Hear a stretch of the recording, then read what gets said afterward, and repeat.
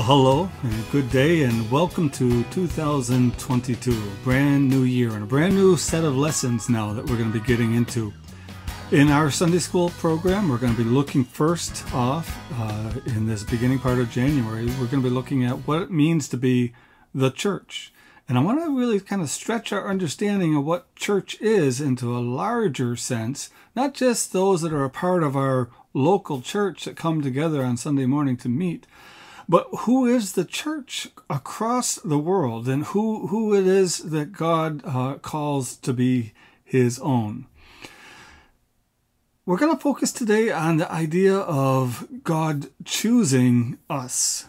One of the fun things to think about is when, for example, like when we are going to play a game or we're going to play a sport, we might need to choose teams. And maybe you've had the experience where, you know, you have one captain on one side, another captain on the other side, and they take turns at picking players.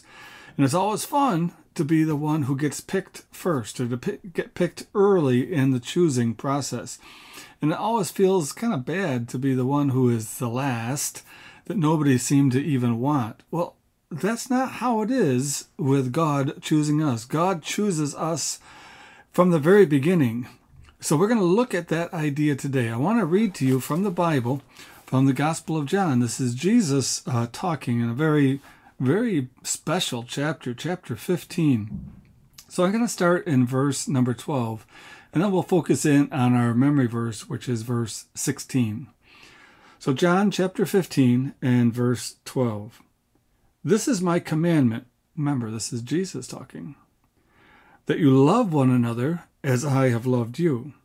Greater love has no one than this, that he lay down his life for his friends.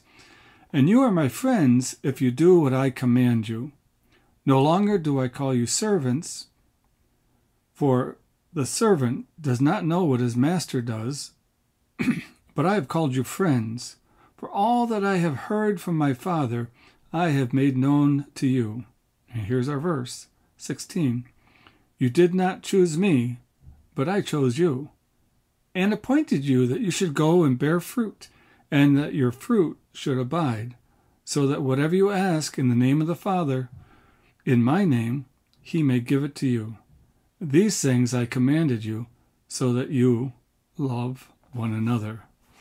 So the idea of we get chosen, we have been chosen by God.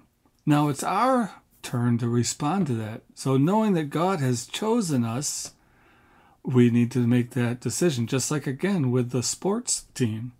If you have the captain that chooses you, you have that choice now. Am I going to walk over and be on that person's team? Or am I not going to walk over and be on that person's team? Or am I going to just say, no, I don't want to play for you? So when God chooses us, we also have that responsibility. What am I going to do with this calling that's in my heart? Is my heart going to be responsive to him in that sort of a way?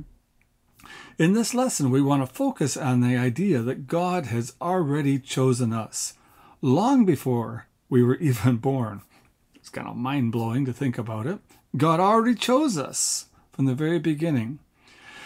When Jesus expressed his love for us on the cross, it became the ultimate sign of why and how he had chosen each and every one of us. My heart's desire is that we would all respond in a way that would say, yes, Lord, I want to follow you. Yes, Lord, I want to walk in your ways.